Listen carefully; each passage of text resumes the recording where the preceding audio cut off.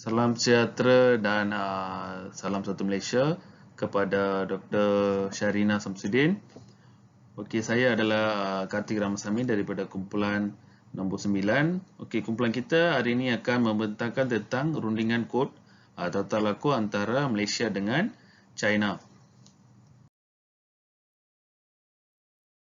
Okey, komunikasi secara umumnya ditakrifkan sebagai satu proses pertukaran maklumat, idea, fikiran serta perasaan daripada satu individu kepada satu individu yang lain, dan ianya juga boleh melibatkan antara beberapa orang individu ataupun kumpulan masyarakat. Okey, sesebuah komunikasi itu adalah melibatkan hubungan linguistik dan juga hubungan bukan linguistik. Okey, seterusnya definisi. Okey, komunikasi perundingan dapat didefinisikan sebagai satu interaksi yang melibatkan beberapa orang individu yang bagi mencapai persetujuan untuk tujuan dan matlamat yang sama.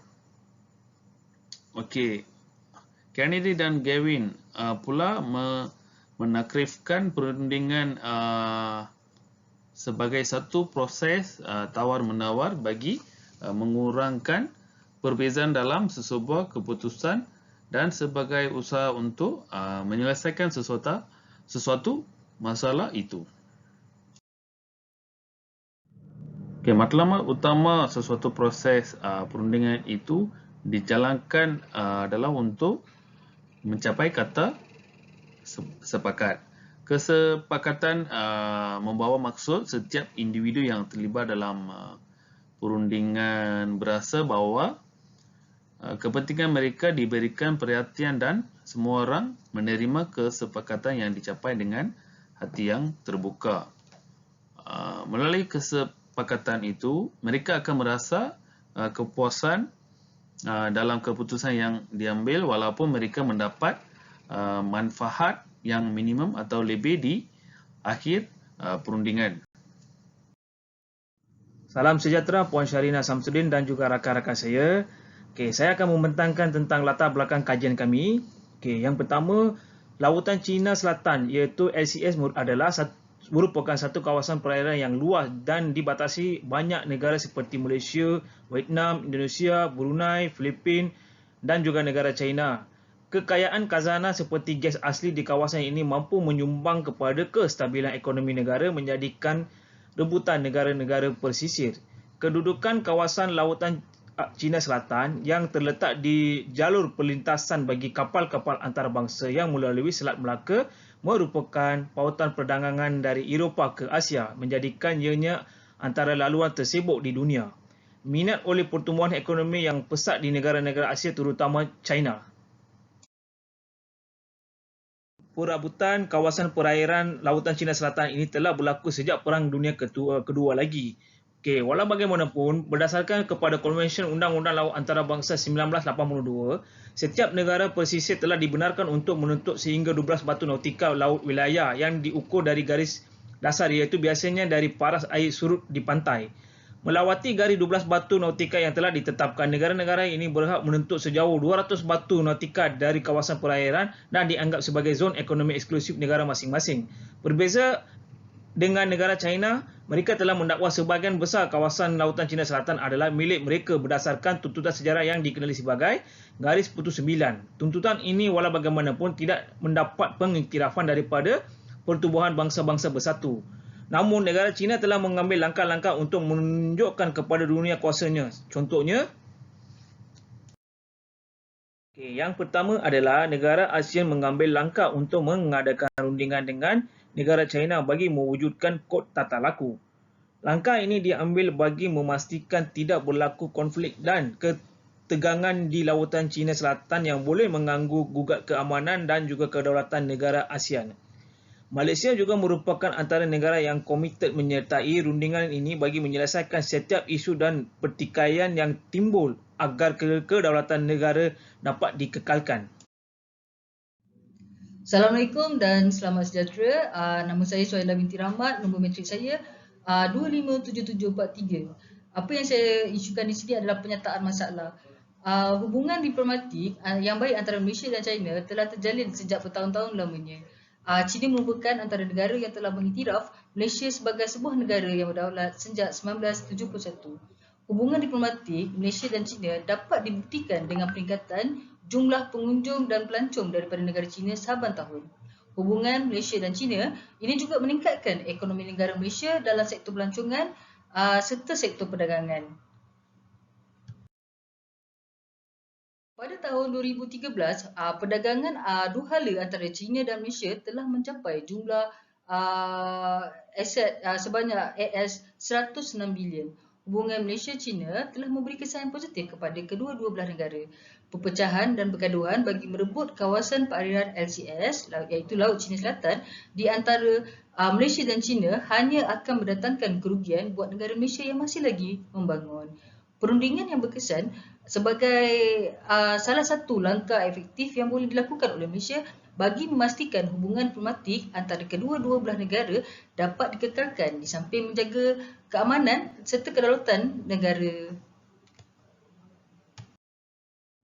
Kesan rundingan kod tata laku kepada negara dan masyarakat. Malaysia menyertai rundingan kod tata laku dengan China untuk mengelakkan sebarang kemusnahan akibat peperangan di samping berusaha untuk terus mengekalkan kedaulatan negara ini. Sekiranya Malaysia telah memilih untuk bersama-sama dengan negara China sepenuhnya, ini akan menyebabkan negara menerima pelbagai bentuk ancaman dan tekanan daripada agensi antarabangsa seperti Pertubuhan Kesihatan Sedunia iaitu WHO, World Bank dan lain-lain lagi seperti yang telah berlaku di negara Asia Barat dan juga Asia Selatan. Petikan daripada Azmi dan Long tahun 2020. Jalan yang terbaik adalah dengan berada di tengah konflik dan menjadikan pengimbang dalam konflik ini. Assalamualaikum warahmatullahi wabarakatuh dan salam sejahtera. Nama saya Fakhrul Haslam bin Yusof, nombor matrik 257933. Seterusnya saya akan menerangkan berkaitan dengan kaedah rundingan silang budaya. Perundingan antarabangsa. Perundingan antarabangsa merupakan perundingan yang kompleks kerana ianya melibatkan individu atau kelompok masyarakat yang mempunyai latar belakang budaya, agama, bahasa yang berbeza.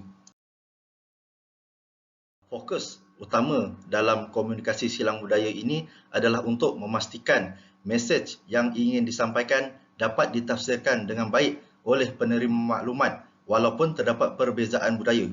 Dalam medium komunikasi, bahasa dapat dikategorikan dalam dua jenis, iaitu bahasa lisan dan bukan lisan.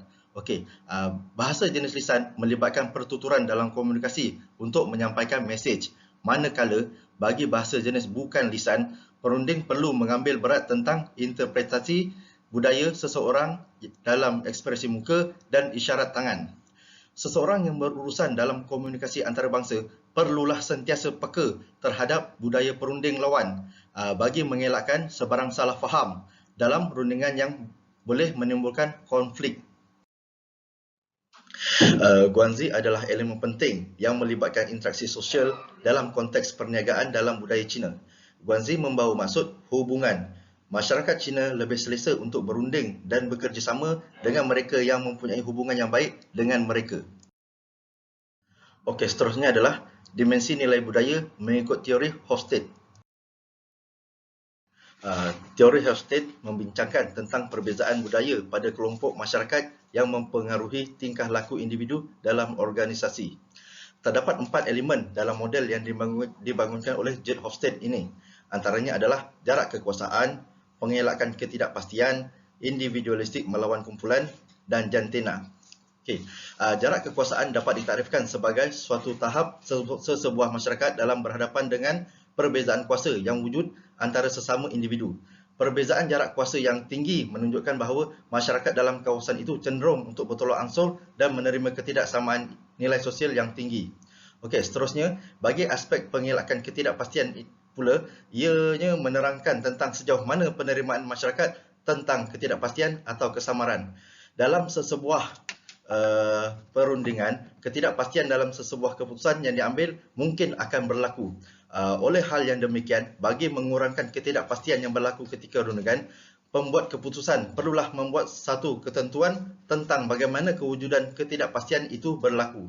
Okey, selain itu, elemen individualistik melawan kumpulan yang diketengahkan dalam model Hofstede menentukan sejauh mana seseorang itu berfungsi sebagai individu atau dalam kumpulan. Organisasi yang bersifat kolektivisme atau kumpulan lebih mementingkan kepentingan kumpulan dan mempunyai sifat kesetiaan yang tinggi terhadap kumpulan, manakala organisasi yang bersifat individualistik lebih mementingkan kepentingan diri sendiri dahulu berbanding kumpulan.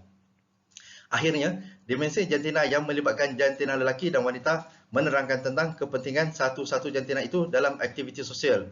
Setengah negara cenderung menjadikan isu perbezaan jantina ini sebagai satu perbalahan. Hal ini tidak sepatutnya berlaku kerana setiap individu tanpa mengira jantina adalah merupakan rakyat dalam sesebuah negara. Okey, sekian, terima kasih. Okey, Assalamualaikum warahmatullahi taala wabarakatuh. Saya Muhammad Hafizi Ibrahim, nombor metrik 258363. Okey, saya punya part adalah mengenai cadangan, strategi dan taktikal rundingan. Okey, kalau kita tengok pada slide ini ada menyatakan aktiviti yang melibatkan produk. Transmitting ni kalau kita tengok maksud dia adalah seperti menghantar dan terima, bermaksud simbolik mesej kepada persekitaran. Contohnya seperti di sekolah, gereja dan juga tempat berkumpul sosial untuk sebarang komunikasi.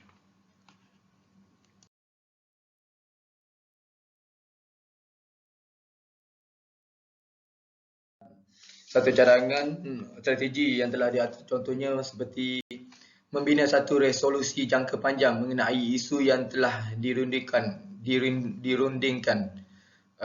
seperti di Sakdan 2004. Seterusnya adalah keputusan yang dilakukan juga hendaklah diubah suai mengikut mengikut perubahan dan keperluan semasa.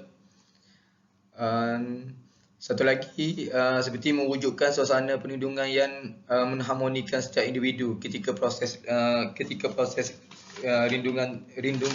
rundingan itu berlangsung. Okey, ini adalah part yang terakhir. Sebagai kesimpulannya, kita dapat melihat apabila setiap isu yang wujud ataupun timbul hendaklah diselesaikan dengan bijak dan sempurna tanpa melibatkan keganasan antara individu dan individu yang lain. Okey, sekian, terima kasih daripada kumpulan kami.